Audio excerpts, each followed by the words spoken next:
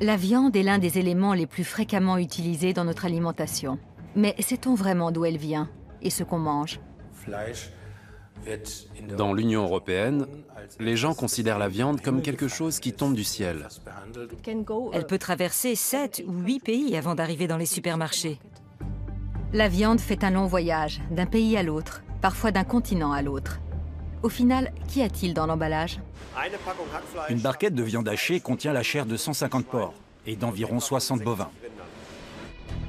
Nous avons suivi la piste de négociants véreux comme Willy Zelton, l'un des acteurs principaux du scandale de la viande de cheval, et remonté les filières de la fraude.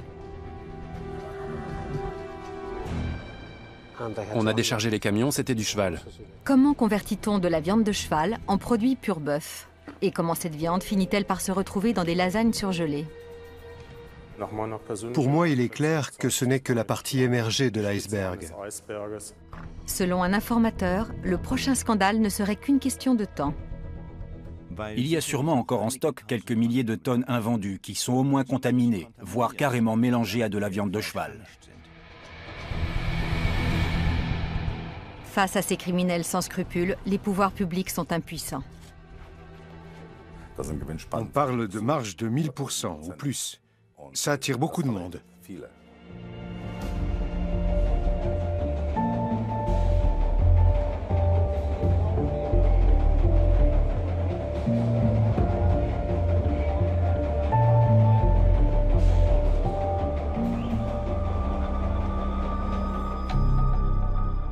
La viande, la plupart d'entre nous en mangent tous les jours. C'est un produit de masse, souvent bon marché. En moyenne, un Européen en consomme 66 kilos par an. On en trouve partout et en permanence. Mais sommes-nous capables de retracer l'origine de tous ces rôtis, viande hachée ou côtelettes du rayon frais?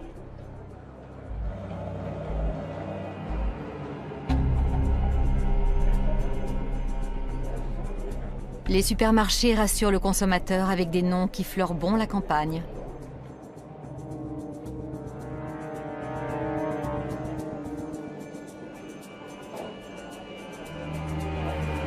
En Allemagne, l'enseigne de hard discount Netto met ainsi en avant la marque Gut von Holz. Son logo, une jolie maison de maître, promesse d'authenticité. Gut von Holz? Ça fait très sérieux, très campagne en fait. C'est une grosse exploitation agricole, c'est ça? Ça fait nom de ferme. C'est peut-être que la provenance est plus précise. C'est peut-être un peu comme l'autre marque là, genre un domaine agricole où la transformation est faite sur place. Nous avons creusé la question. Sur son site, Netto présente cette marque comme un gage de qualité. Mais impossible de savoir où se trouve ce fameux domaine du Gut von Holz.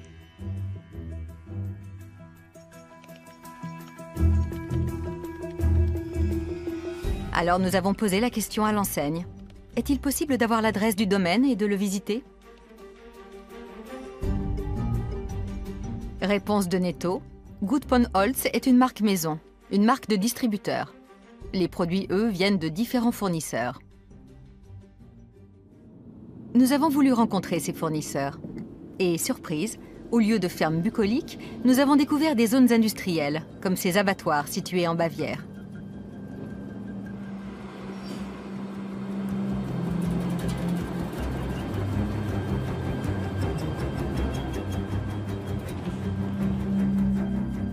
Ils appartiennent au groupe hollandais Vion, l'un des fleurons de l'industrie charcutière en Europe.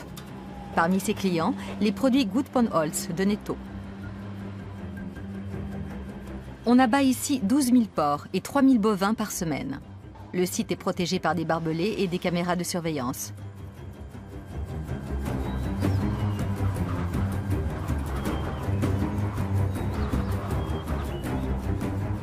Changement de région, même fournisseur.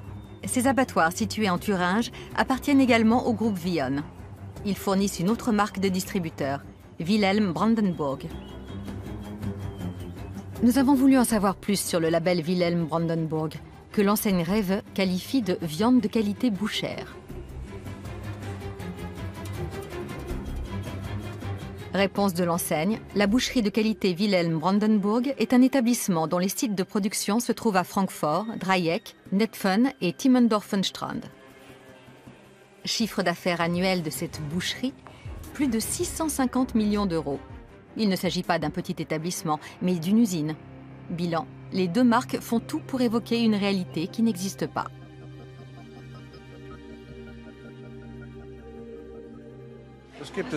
Ça n'existe pas alors? Ah d'accord. On se fait avoir. C'est une arnaque. On se fiche de nous. Je ne trouve pas ça correct. Les discounters se font beaucoup d'argent avec ça. Ils se servent dans notre poche et en plus ils nous mentent. Ça ne me surprend pas. C'est pour ça que je ne mange plus de viande. Ça montre que très souvent, ce qui est marqué sur l'étiquette n'est pas vrai. Le phénomène ne se limite pas à l'Allemagne. En France, Aldi commercialise des produits sous l'étiquette Boucherie Saint-Clément. Le nom évoque un établissement artisanal, mais la viande de porc vient en partie d'un grand abattoir allemand. En réalité, le nom d'une marque, même quand il sonne bien, ne dit rien de la provenance de la viande. Or, que dit la loi en matière d'étiquetage? En fait, tout dépend de l'animal. Selon la réglementation européenne, toutes les viandes ne se valent pas. Depuis la crise de la vache folle, la viande de bœuf cru doit porter une étiquette mentionnant le pays de naissance, d'engraissement, d'abattage et de découpe. Pour les porcs et la volaille, l'indication de la provenance n'était pas obligatoire. Au 1er avril 2015, tout devrait changer. L'étiquette devra alors mentionner le pays d'élevage et d'abattage des animaux. Cette décision a été prise à Bruxelles. Ces directives valent pour tous les pays de l'Union européenne.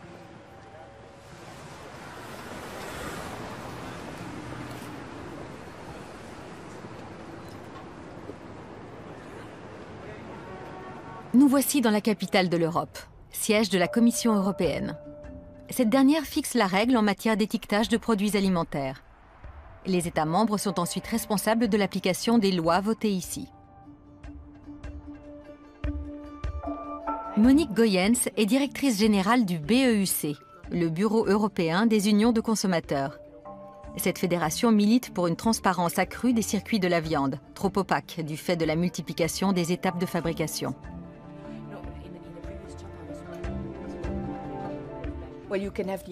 On peut prendre l'exemple d'un porc né en Belgique, puisque nous avons beaucoup d'élevage en Belgique. Il va ensuite être engraissé en Italie et peut-être aussi abattu là-bas. Mais après ça, on va le transporter en Pologne pour qu'il soit transformé. Et enfin l'expédier, mettons, au Danemark ou en Grande-Bretagne où il sera vendu. Et il y a parfois encore d'autres étapes intermédiaires, si bien que la viande peut traverser 7 ou 8 pays avant d'arriver dans les supermarchés. Les porcelets naissent sur une exploitation donnée. Quelques semaines plus tard, on les transfère sur un site d'engraissement, souvent situé dans un autre pays. Puis, au bout de 6 mois, on les envoie à l'abattoir. De la naissance au supermarché, la filière porcine compte au minimum 4 étapes. Le consommateur est-il informé du parcours du produit qu'il achète? Nous avons voulu le vérifier à Leipzig, dans les enseignes d'Aldi Nord et de Lidl. Aldi commercialise la marque Bauernglück et Lidl la marque Landjunker. On sait déjà qu'il ne faut pas se fier au nom écrit sur l'emballage. Mais qu'en est-il de l'indication de provenance obligatoire? L'établissement de transformation doit toujours être indiqué. Mais peut-on retracer tout l'itinéraire suivi par les produits de ces deux marques? L'étiquetage obligatoire ne permet pas de remonter au-delà du lieu d'abattage ou de découpe. En Allemagne, Lidl et Aldi proposent à leurs clients de flasher l'étiquette pour vérifier la provenance des barquettes. On peut télécharger gratuitement l'application sur son smartphone. Nous l'avons testé. Résultat, les 500 grammes de viande hachée de Lidl proviennent de 8 régions d'Allemagne. Même chose pour la viande hachée d'Aldi Nord, 500 grammes, 8 régions. Si le contenu d'une seule barquette provient de 8 sites différents, elle doit contenir les morceaux de dizaines de porcs et de bœuf. Mais combien exactement? Nous avons posé la question aux deux enseignes. Aldi nous a renvoyé à ses fournisseurs. Lidl nous a confié qu'il était très difficile de répondre à la question. Un même nom revient dans la liste des fournisseurs de viande hachée des deux enseignes.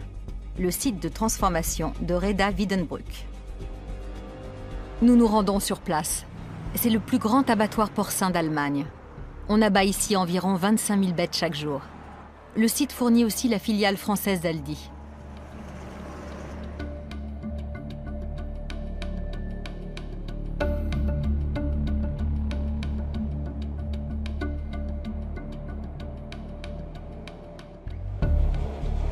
À leur arrivée, tous les cochons portent un numéro d'identification sur l'oreille.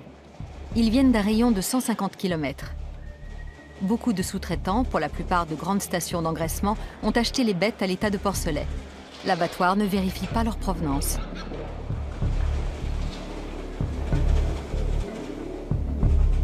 Ici, nous entendons un terme que nous allons constamment rencontrer au cours de notre enquête: l'autosurveillance. Chaque opérateur de la chaîne d'approvisionnement est tenu de pratiquer l'autosurveillance.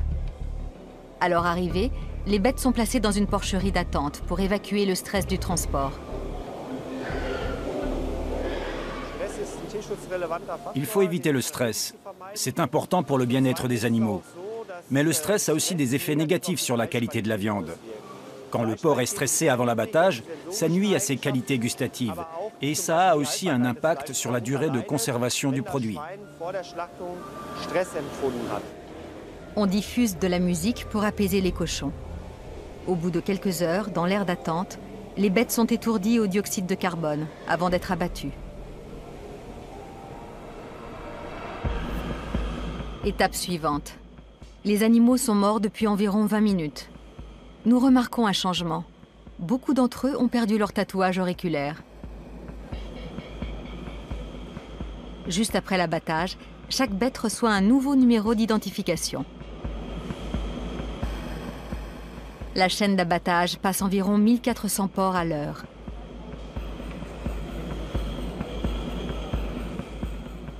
Chaque animal est filmé.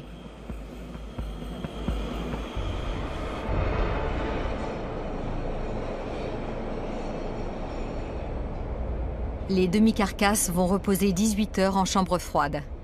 À ce moment-là, les bêtes sont toujours identifiables. Joseph Trilling, le directeur qualité de l'établissement, nous explique le système de suivi qui permet de remonter jusqu'au lieu d'engraissement de chaque animal.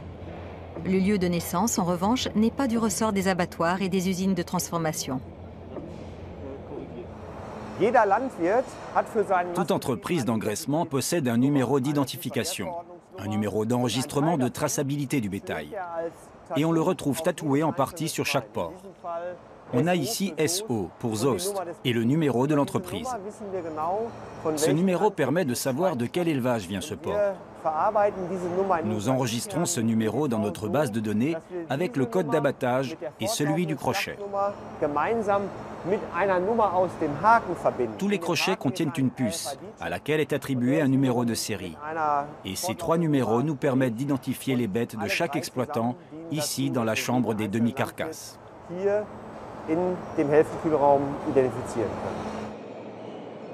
À l'abattoir, on trie les bêtes non pas en fonction de leur provenance, mais en fonction de leur qualité. On va ainsi créer des lots destinés par exemple à la production de viande hachée. Lors de la découpe, le système lit l'information délivrée par la puce du crochet. À partir de là, les porcs ne sont plus identifiables. On scie les demi-carcasses en 3 morceaux. Chacun d'eux va être séparé, transformé et réuni en lot avec des centaines d'autres morceaux. La cuisse va devenir un jambon, les côtes des côtelettes. L'animal se perd dans le système. La traçabilité est désormais impossible.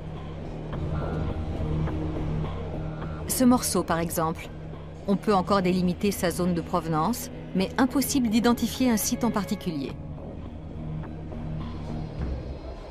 Ces épaules de porc sont destinées à la production de viande hachée. Au bout de la ligne de fabrication, un mélangeur assemble la viande de porc avec de la viande de bœuf issue des abattoirs bovins de l'usine, selon les exigences des enseignes.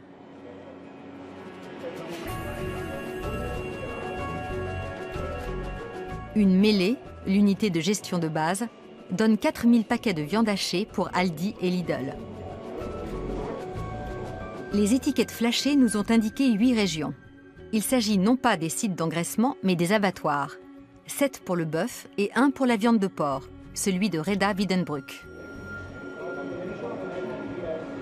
Mais les sites d'origine des animaux ne sont pas indiqués. Et pour cause, ils sont trop nombreux. Est-ce que vous pouvez nous dire combien d'animaux entrent dans la composition d'une barquette de viande hachée? Oui, je peux vous répondre précisément. Chaque barquette de viande hachée provient d'une mêlée. Et une mêlée, c'est 2 tonnes. Pour les produire, on a utilisé la viande d'environ 150 porcs et 60 bovins. Pour le consommateur, donc, impossible de connaître la provenance des animaux. Dans les lots, la traçabilité individuelle n'existe pas.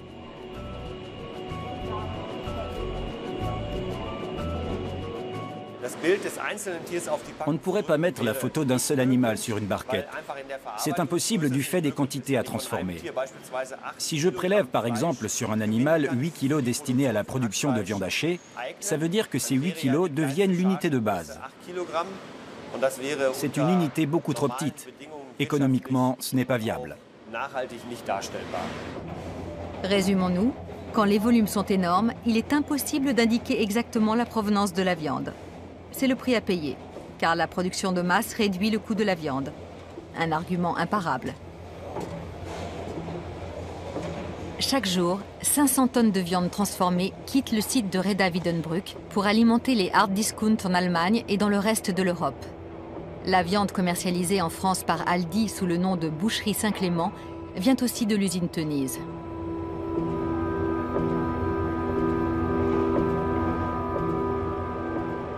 Mais alors, qu'en est-il à plus petite échelle dans les boucheries de quartier? Les artisans produisent-ils eux-mêmes leur viande? Nous avons rencontré une ancienne négociante en viande. Elle connaît bien la filière. Elle a travaillé pendant de nombreuses années pour le compte de différentes sociétés. Selon elle, le client de la boucherie de quartier a peu de prise sur le circuit de la viande. L'indication « fabrication maison » ne veut rien dire. D'après notre informatrice, les produits viennent souvent de grossistes qui fournissent aussi le hard discount. La charcuterie est achetée en gros, la viande aussi, et jusqu'à 80% des produits de l'étal. On rebaptise ça « saucisse du boucher » et on le fait passer pour une fabrication maison, alors que ça vient souvent de grands abattoirs et de gros centres de transformation. On change juste l'étiquette et on le met sur l'étal. On ne peut pas toujours se fier à l'indication d'origine ou à une mention « fabrication maison ». Dans un système de production de masse, ces indications précises sont impossibles. Et légalement, elles ne sont pas obligatoires. C'est ce que critique Reinhild Benning, du Bund, une ONG environnementale allemande. Le consommateur n'a aucune idée de la provenance de sa viande. Il ne peut pas davantage identifier l'élevage d'où provient l'animal. Il est donc pratiquement impossible d'acheter un produit en connaissance de cause.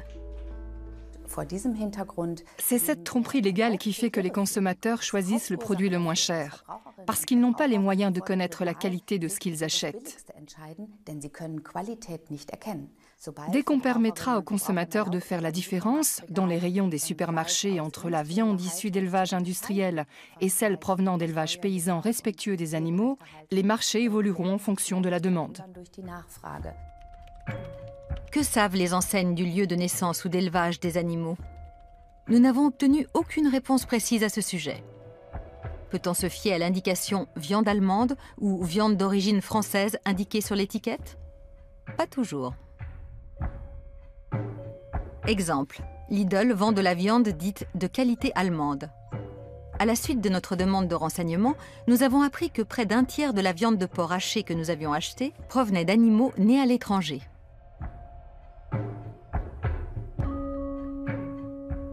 Dans la barquette d'échine de porc, l'une des bêtes du lot n'est pas née en Allemagne. La mention indiquée sur l'étiquette est donc trompeuse, mais c'est tout à fait autorisé. Jusqu'au 1er avril 2015, à la différence du bœuf, un porc n'aura pas besoin d'être né en Allemagne ou en France pour être qualifié d'allemand ou de français. Pourtant, selon Monique Goyens, les consommateurs veulent être informés de la totalité du parcours suivi par un animal.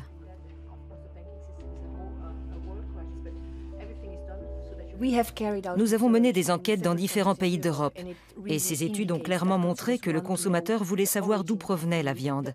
Il veut connaître le lieu de naissance de l'animal, le lieu d'engraissement et d'abattage. Il y a différentes raisons à cela. Mais l'une de ces raisons, c'est qu'il veut connaître le circuit emprunté par le produit qu'il achète. Alors pourquoi les étiquettes ne sont-elles pas plus précises ? La commission Barroso avait refusé une proposition de loi visant à mieux informer le consommateur, qui prévoyait notamment d'indiquer le lieu de naissance des porcs et de la volaille. Trop cher, c'est le verdict d'une étude de 2013.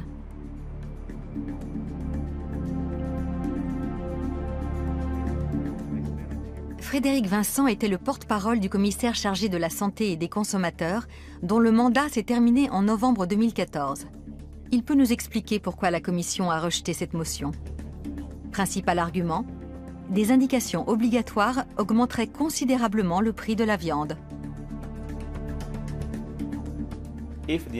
Si les animaux étaient nés et avaient été élevés et abattus dans un même pays, on pourrait l'indiquer sur l'étiquette. Mais pour des animaux dont la durée de vie est courte, quand on a une volaille née en Pologne, élevée en Hongrie et abattue en Allemagne, est-ce qu'on a besoin de mettre ces 3 pays sur l'étiquette? Non, on va en indiquer un seul. Ce serait trop compliqué et trop cher de tout indiquer. Réponse des associations de consommateurs. Pour les clients, le surcoût serait indolore. L'argument du coût additionnel de l'étiquetage a été contredit par une étude que nous avons menée. Si on prend l'exemple d'une barquette de lasagne, le surcoût serait de 1,5 cent. Ce n'est pas de nature à rebuter le consommateur. Mais si on veut indiquer la provenance de la viande, il faut améliorer sa traçabilité. Et c'est ça le cœur du débat. L'industrie ne veut pas payer pour ça. Dans ce cas, poursuit Monique Goyens, l'industrie devrait garantir que les informations sont exactes et s'en porter garante. Selon les associations de consommateurs, le rejet de la motion est dû au travail de lobbying des grands groupes et des syndicats de l'agroalimentaire. Ils ont réussi à imposer leurs arguments.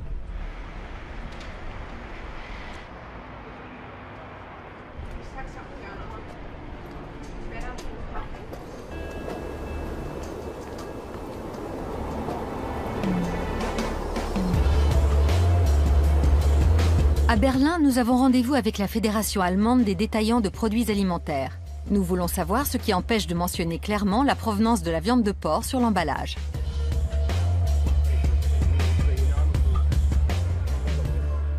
La fédération représente les intérêts des grands groupes de la filière. Pour Christian Butcher, son responsable de la communication, indiquer la provenance exacte des produits, c'est risquer de se retrouver avec des emballages aux notices interminables, surtout pour les produits transformés. Mais il a aussi un autre argument en réserve. Mentionner des informations supplémentaires sur la provenance implique des coûts supplémentaires. À partir de là, la question est de savoir si la chaîne d'approvisionnement peut absorber ce surcoût, ou s'il faut le reporter sur le consommateur. Si le consommateur dit « je trouve ça bien, mais je ne suis pas prêt à payer pour avoir cette information », on se trouve face à un dilemme qu'il faut résoudre.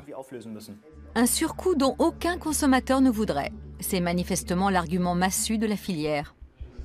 Pour Foodwatch, c'est un prétexte. Matthias Wolf-Schmidt est expert pour l'ONG de défense des consommateurs.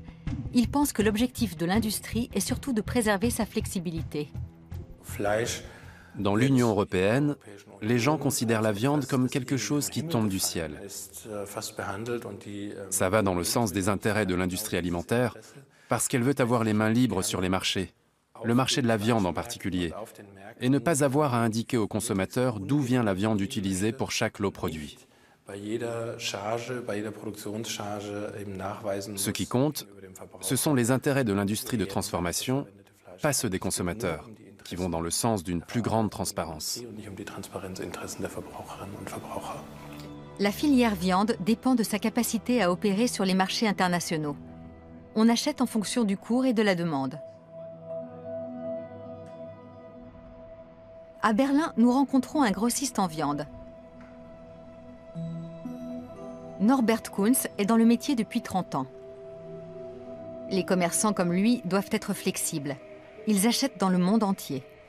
Car le marché de la viande est depuis longtemps un marché global. Quand quelqu'un a envie d'un steak argentin, d'un produit américain ou encore d'agneau néo-zélandais, ça ne peut pas provenir d'Allemagne. Sur le territoire allemand, nous avons environ 4000 clients et on voit passer entre 900 et 1000 tonnes de viande et de charcuterie par mois. Norbert Kunz n'achète que des produits dignes de confiance, dont il connaît la provenance. Nous n'avons que des produits conformes aux normes européennes. Les produits qui viennent d'Amérique ont été contrôlés. Nous avons un importateur qui les fait venir en Allemagne, ensuite le produit nous est livré et on le distribue avec notre garantie. Revoilà l'autosurveillance. Le grossiste garantit son produit et part du principe que son fournisseur fait de même. Mais que se passe-t-il quand un maillon de la chaîne manque à ses obligations ? C'est ce qu'a illustré le scandale de la viande de cheval en 2013. C'est criminel, c'est tout ce qu'on peut dire. Il y en a qui ont dû se faire du souci. Nous, ça ne nous a pas causé de problème majeur, mais je connais des entreprises qui ont eu de sérieux ennuis à cause de ça. L'un de ces entrepreneurs a accepté de nous parler à visage couvert. Son entreprise a acheté et transformé sans le savoir de la viande de cheval. Résultat, 1 million de pertes en créances de recours. L'entreprise a perdu de gros clients. Notre informateur ne croit plus en la fiabilité du système.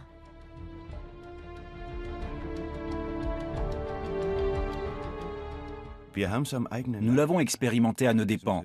Nous avons fait confiance au système et en retour, nous avons été punis par des pertes catastrophiques. On faisait confiance au système, nous aussi. La bombe explose en janvier 2013. En Irlande et en Angleterre, on découvre de la viande de cheval dans des hamburgers certifiés pur bœuf. Très vite, le scandale fait tache d'huile pour devenir l'une des plus grandes affaires de fraude de l'histoire de la filière viande. Dans toute l'Europe, on découvre de la viande de cheval dans des préparations alimentaires qui ne devraient pas en contenir. Beaucoup d'entreprises sont contraintes de retirer leurs produits du marché. En France, la société Spanghero est au cœur de l'affaire. Le scandale porte sur 550 tonnes de viande de cheval frauduleusement étiquetée bœuf et vendue comme telle à Comigel, apparemment à son insu.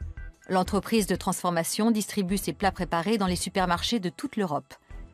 Le minerai de cheval provenait de Roumanie. Les enquêtes seraient encore en cours. Retour en janvier 2013. Nous sommes à Berlin, à l'Office fédéral pour la protection du consommateur et la sécurité alimentaire. Une cellule de crise vient d'être mise en place. Les experts tentent de comprendre comment cette viande de cheval a pu se retrouver dans le circuit alimentaire. Ils savent que dans le drame qui s'est joué, Spanghero n'est qu'un second rôle.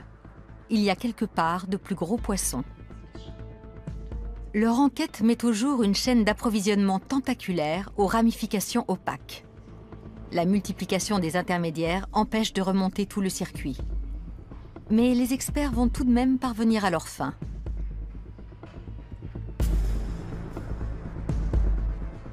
À partir des premiers produits identifiés en Irlande, ils reconstituent un immense réseau de fournisseurs qui s'étend à travers toute l'Europe et implique des négociants, des usines de transformation, des fabricants et des chaînes de distribution. Voici le circuit de la viande. Il s'avère qu'une seule société néerlandaise a fourni 50 000 tonnes de viande de cheval à des entreprises de transformation basées dans toute l'Europe. 2 ans plus tard, les experts estiment avoir répondu à de nombreuses questions. Mais il reste des zones d'ombre. Ce scandale a mis en lumière la vulnérabilité de la chaîne d'approvisionnement face aux malversations.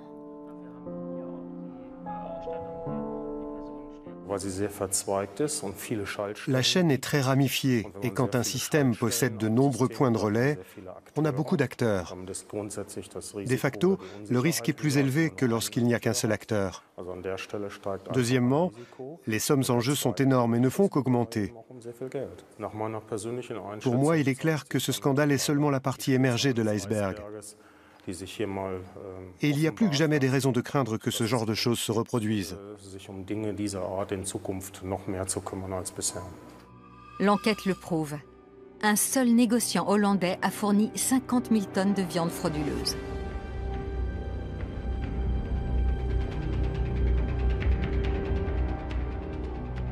On reproche notamment à Willy Selten d'avoir mélangé de la viande de cheval et du bœuf sans l'indiquer. Nous avons voulu savoir comment fonctionnait ce système.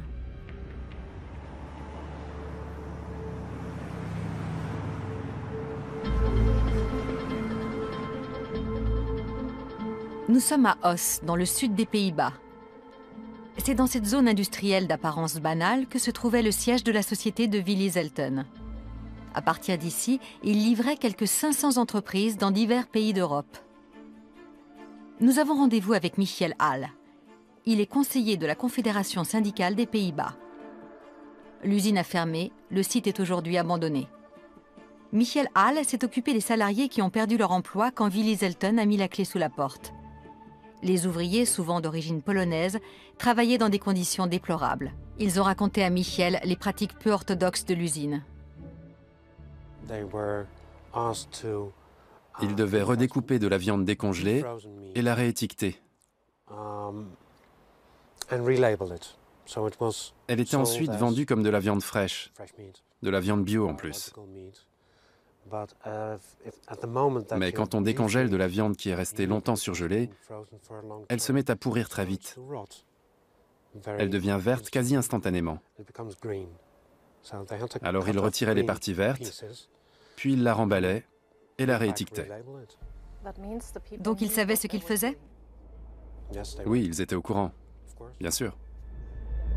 Ce n'est pas tout. Les ouvriers traitaient aussi de la viande de cheval, et en grande quantité.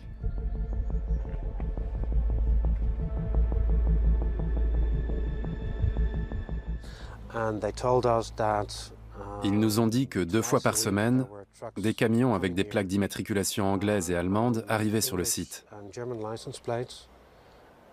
Ils devaient décharger ces camions qui transportaient des chevaux. Il y en avait 20 à 50 par camion. Willy Selten n'a donné qu'une seule interview. Il nie tout en bloc. Tout ce ramdam, pourquoi? Peut-être un seul cheval? Pour Michiel Hall, c'est une mauvaise plaisanterie. Un ancien ouvrier polonais confirme sa version des faits.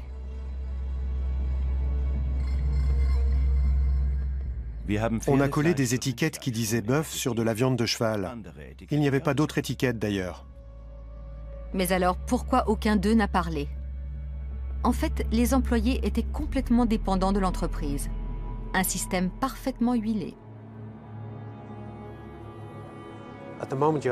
Si tu parlais, tu perdais non seulement ton emploi, mais aussi ton logement, ta sécurité sociale et ton billet de retour pour la Pologne. C'est tout simple. Mais comment a-t-on pu faire passer tant de chevaux pour du bœuf? Et d'où venaient ces chevaux?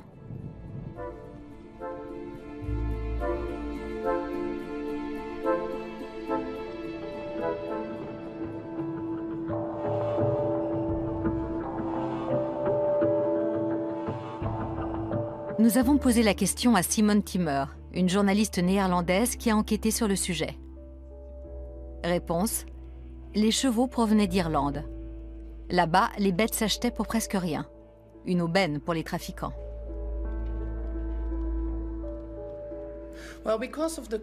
Du fait de la crise, beaucoup de gens ont dû renoncer à garder leurs animaux, surtout en Irlande, un pays qui compte énormément de chevaux. Là-bas, on vendait des bêtes aux abattoirs pour de toutes petites sommes. Certains les abandonnaient même. On pouvait trouver beaucoup de chevaux errants dans le pays. Un gang criminel s'est emparé de toutes ces bêtes et les a convoyées par bateau en Angleterre, dans un abattoir chevalin, le Red Lion. Selon les experts, jusqu'à 70 000 chevaux ont ainsi disparu. La combine était bien rodée. Les trafiquants équipaient les bêtes de fausses puces. Certains chevaux avaient été soignés au phénylbutazone, un antidouleur. Dans l'Union européenne, aucun cheval ayant absorbé ce médicament ne doit se retrouver dans la filière bouchère. Les fraudeurs ont simplement falsifié le passeport des chevaux, qui doit notamment indiquer les traitements médicaux suivis. Les bêtes pouvaient alors être abattues et les fraudeurs faisaient un confortable bénéfice. Au départ, ces chevaux n'avaient aucune valeur marchande, mais grâce aux documents falsifiés, ils valaient soudain 500 kilos de viande. Et ensuite, s'ils étaient revendus comme viande de bœuf, leur valeur augmentait considérablement. C'était une bonne combine. Les chevaux munis de fausses puces et de faux passeports transitaient ensuite d'Irlande en Angleterre. Leur destination, un abattoir chevalin, le Red Lion.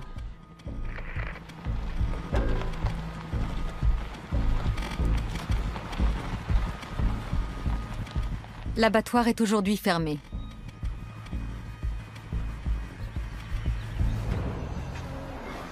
Cette vidéo y a fortement contribué.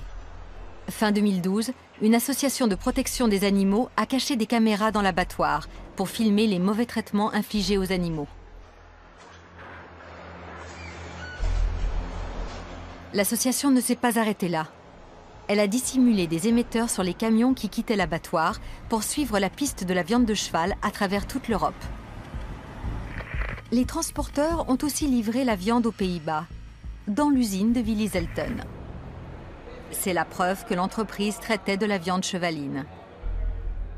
De la zone industrielle d'Oss, la viande a été livrée dans toute l'Europe, avec des étiquettes frauduleuses.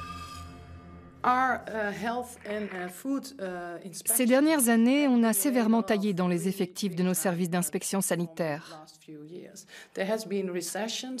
Avec la récession, on a licencié énormément de gens. Du coup, tout le système s'est un peu effondré et plus personne n'allait contrôler les usines. Parfois, on envoyait simplement des étudiants. Certains sont même allés sur le site de Willizelten et ils ont vu les carcasses de cheval pendues à des crochets. Mais les ouvriers leur ont dit « Non, non, c'est juste une race particulière de vache. » Et ils ont gobé ça. C'est complètement idiot. Comment peut-on vendre frauduleusement la viande de 70 000 chevaux sans que personne ne s'en aperçoive?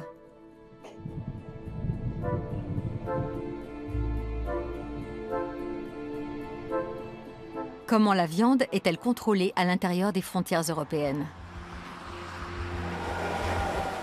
Nous rencontrons un détective spécialiste de l'intelligence économique.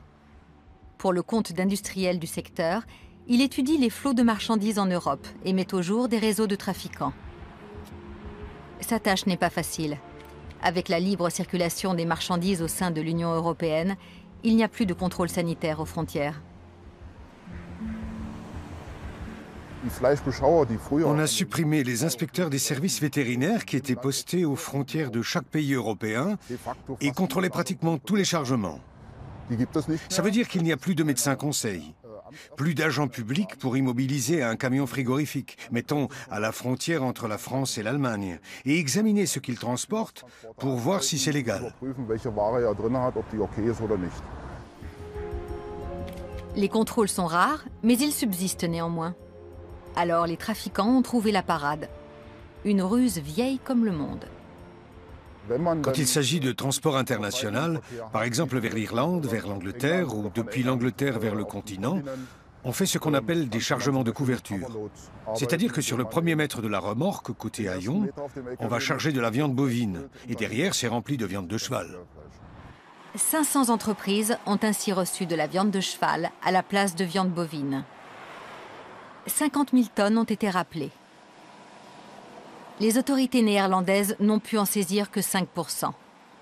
Tout n'a pas encore été consommé. Notre informateur est convaincu que des milliers de tonnes sont encore stockées dans des entrepôts frigorifiques.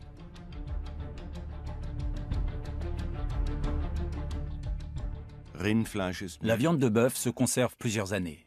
Et on peut prolonger sa durée de vie d'1 an ou 1 an et demi après la date de péremption, si elle rentre dans les critères biologiques et microbiologiques. Il y a sûrement encore en stock quelques milliers de tonnes invendues qui sont au moins contaminées, voire carrément mélangées à de la viande de cheval. Pour notre informateur, le prochain scandale alimentaire éclatera avant 2 ans.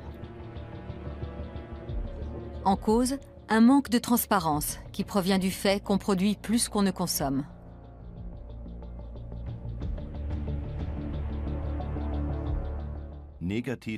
Cela a un effet négatif dans le sens où les quantités produites de façon saisonnière ne peuvent pas s'écouler ou être transformées assez vite. Certains négociants en profitent pour constituer des stocks. Et quand le marché revient à la normale, ils remettent les produits en circulation. Donc, malgré la concentration de la filière, le circuit de la viande est devenu plutôt complexe. Les escrocs mettent à profit ces chaînes d'approvisionnement complexes. Le procès de Willy Zelten va s'ouvrir au printemps 2015 aux Pays-Bas, 2 ans après le scandale. Les autorités françaises et britanniques que nous avons contactées n'ont pas donné d'informations sur l'enquête en cours.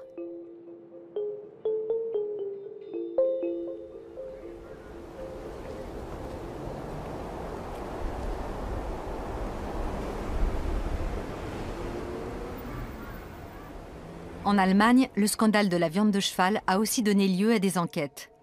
Mais à chaque fois, le parquet d'Oldenburg a dû abandonner les poursuites. Il était impossible de prouver la complicité des entreprises incriminées.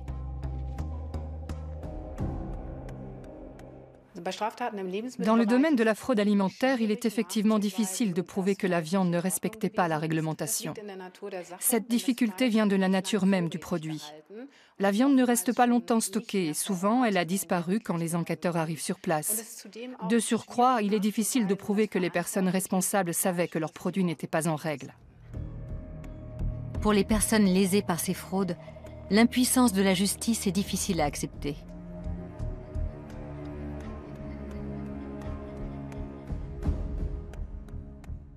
Ce qui est fâcheux et choquant là-dedans pour les victimes innocentes de ce genre de malversation, c'est que des gens comme M. Zelten ou sa société savaient ce qu'ils faisaient. Ils ont volontairement violé la loi. Et malgré tout, ils ont réussi à rebondir. Certes, leurs entreprises ont fermé, mais ils se sont débrouillés pour s'en sortir. Alors que les petites structures, les entreprises qui se sont retrouvées impliquées alors qu'elles étaient de bonne foi, elles ont fait faillite. C'est ce qui laisse un goût amer dans cette histoire.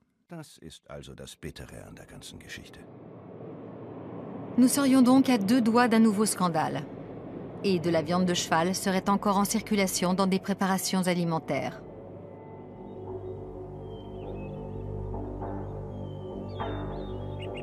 Des lycéens de Bochum l'ont prouvé. Florian Schaller est professeur de biologie. En cours, ses élèves pratiquent des tests ADN sur des préparations alimentaires, comme ces bâtonnets de poisson surgelés. D'abord, on doit préparer l'ADN. On doit l'isoler en fait. Et après, on doit montrer s'il y a bien du saumon ou du cabillaud dans les bâtonnets de poisson. C'est ce type de test qu'une autre classe a effectué dans 3 kebabs de la région, 10 mois après le scandale de la viande de cheval. Les élèves ont trouvé de l'ADN de cheval dans les cônes de viande de l'un d'eux.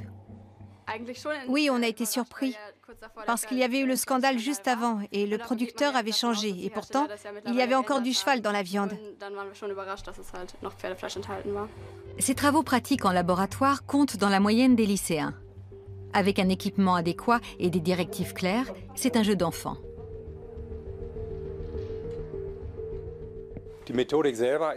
La méthodologie en elle-même est assez simple. Les élèves peuvent la mettre en pratique et la comprendre, d'autant plus que la théorie est abordée en cours. Pourquoi cette viande de cheval est-elle encore en circulation? Selon notre informateur, la filière n'est soumise qu'à des contrôles aléatoires. C'est uniquement pour se rassurer. On ne peut tester qu'une infime partie d'une livraison, qui elle va être négative au contrôle, et dans ce cas, tout va bien. Mais ça n'empêche pas que toute une palette du même chargement peut éventuellement être positive, c'est-à-dire contenir de l'ADN de viande de cheval. Mais pour la filière, il est impensable d'envisager de tout contrôler.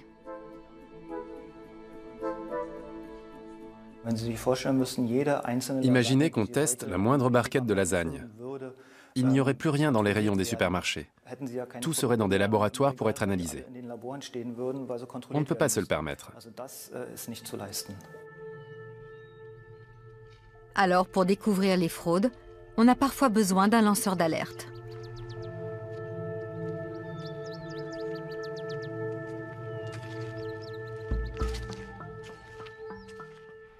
Comme Miroslav Strecker. En 2007, il a révélé un vaste trafic de viande avariée en Allemagne. Cet ancien chauffeur de poids lourd a été témoin d'une escroquerie caractérisée. Il ne regrette pas de l'avoir dénoncé, même s'il en a subi les conséquences. Non, je ne regrette pas. Et si ça se reproduisait, je n'hésiterais pas à le refaire. Juillet 2007. Miroslav Strecker part de Hambourg au volant de son camion en direction de Vertigen en Bavière. À bord du semi-remorque, plus de 11 tonnes de viande.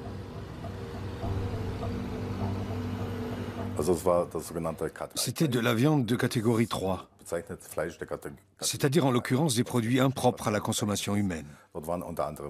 Il y avait entre autres des morceaux de viande de porc, d'autres types de viande, mais aussi du foie de mouton de Nouvelle-Zélande, qui était encore dans son emballage d'origine.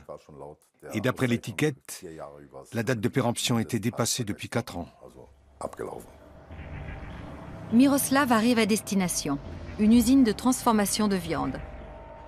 Il est étonné, ça ne cadre pas avec les déchets d'abattoir qu'il transporte. Le comportement du patron éveille aussi ses soupçons. Au moment de décharger, j'ai dû me placer non pas de manière à faciliter le déchargement, mais pour que du dehors, on puisse voir le moins possible le contenu du camion. Le patron arrache les étiquettes indiquant la catégorie de la viande et les fait disparaître. Miroslav en est maintenant convaincu. Quelque chose cloche. Il appelle la police. Elle ne se considère pas compétente et lui dit de s'adresser à la Chambre de l'industrie et du commerce, laquelle le renvoie à son tour vers les services de l'inspection du travail. Miroslav Strecker transportait la viande pour le compte d'une société belge. Sur le territoire allemand, seules les entreprises agréées peuvent négocier entre elles des déchets d'abattoir. Cette règle ne s'applique pas aux structures étrangères. C'est la faille exploitée par les fraudeurs. Exemple, une société berlinoise vend de la viande de catégorie 3 au Schleswig-Holstein. De là, elle est transportée vers une usine belge, du moins sur le papier. Car en réalité, la viande ne quitte à aucun moment le territoire allemand. Elle est vendue à Vertigen et revient ensuite à Berlin. Ce montage frauduleux et la viande avariée sont toujours d'actualité.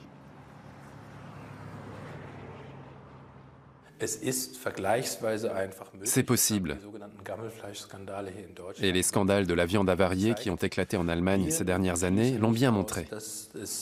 Il n'est pas exclu que par le biais de ces sous-produits d'abattoir ou déchets d'abattoir, on puisse assez facilement introduire des substances carnées extrêmement bon marché dans la chaîne de production alimentaire. Le patron de l'usine de Vertigen était connu des services de répression des fraudes.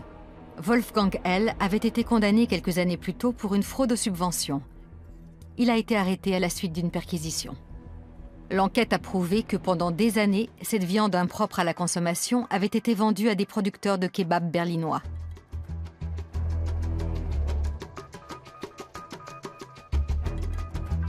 En tout, l'affaire porte sur 180 tonnes. Cette fois, le procès a bien eu lieu.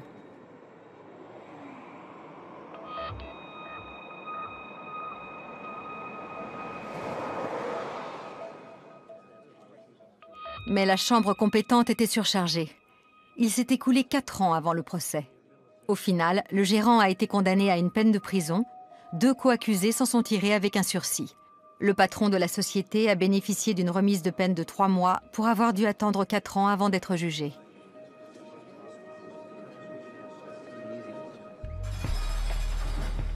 Deux ans de réclusion pour une fraude. Les enquêteurs n'ont pas pu prouver que cette viande non comestible avait occasionné des dommages corporels, sinon la peine aurait été plus lourde. Le problème du parquet, à Oldenburg et ailleurs, c'est la lenteur des processus administratifs et judiciaires. La viande avariée est souvent déjà dans le commerce et parfois même consommée quand nous commençons à enquêter. Nous avons toujours un temps de retard. C'est un vrai problème. Direction Vertigen, en Bavière. Nous savons de sources sûres que le négociant en viande habite toujours sur place.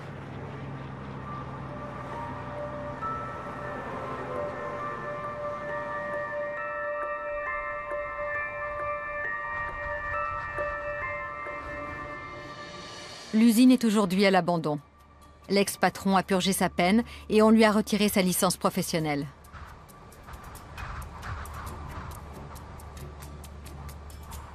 Il accepte de nous parler au téléphone. Il considère sa fraude comme une erreur. Aujourd'hui, il dit s'être retiré. Aujourd'hui, je suis retiré des affaires. Je suis un retraité. Le fait est que malgré l'interdiction d'exercer son activité, un condamné peut facilement continuer à travailler dans la filière.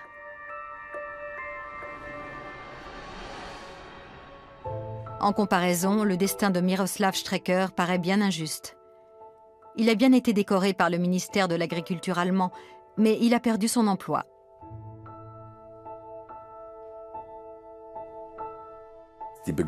J'ai été licencié au motif que l'entreprise de transport perdait des contrats tant que je travaillais pour elle.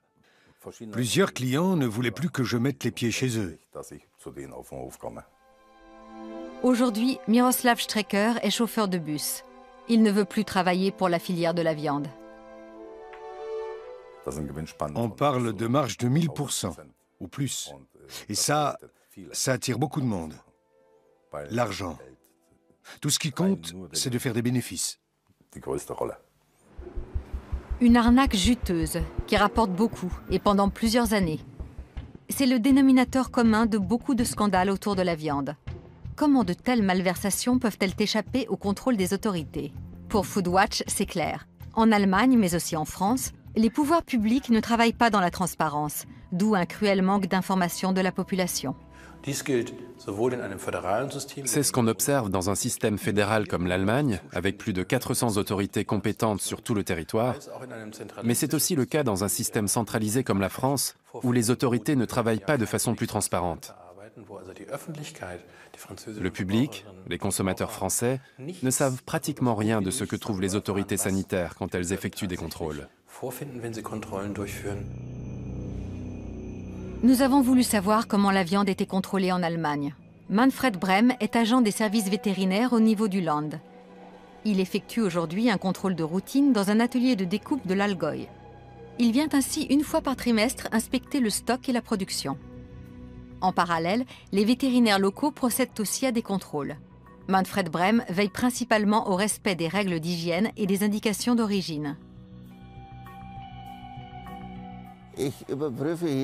Je contrôle les étiquettes et différents morceaux de viande par sondage pour voir si je remarque quelque chose de particulier.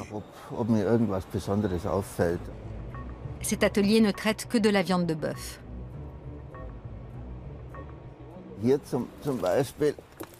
On va regarder par exemple l'étiquette de ce morceau. Elle indique la provenance de la viande. Elle vient d'une bête née en Allemagne. Élevée en Allemagne, abattue en Allemagne. On a les 3 D pour Deutschland. Et elle est aussi découpée en Allemagne. Et vous vous fiez à ce que dit l'étiquette? En l'occurrence, oui. L'atelier de découpe se contrôle lui-même et se fie à la parole de son fournisseur. Toujours ce principe d'autosurveillance. La seule obligation des entreprises, c'est de tenir à jour un système de traçabilité de leur propre activité.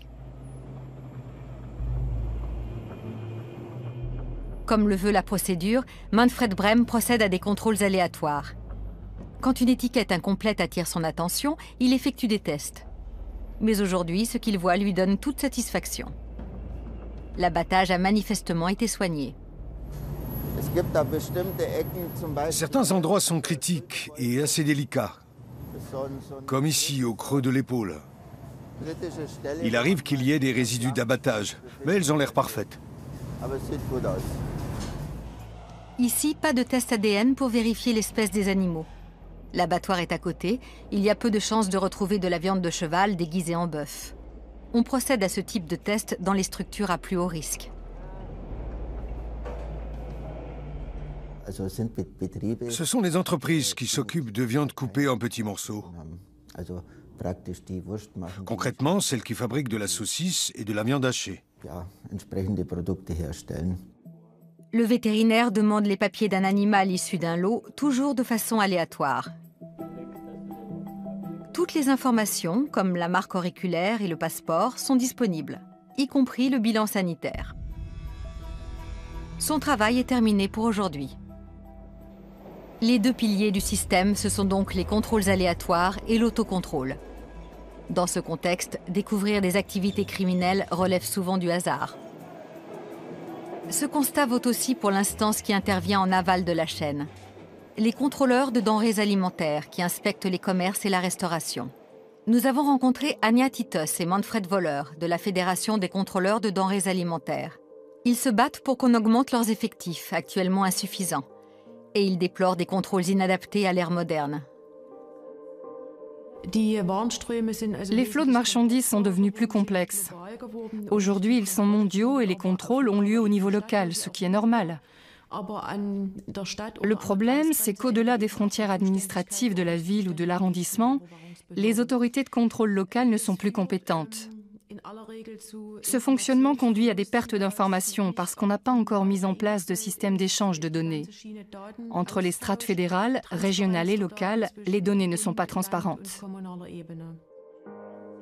Conséquence, il arrive que la viande ne soit pas contrôlée avant d'arriver au supermarché. Mais on tombe aussi parfois dans l'excès inverse.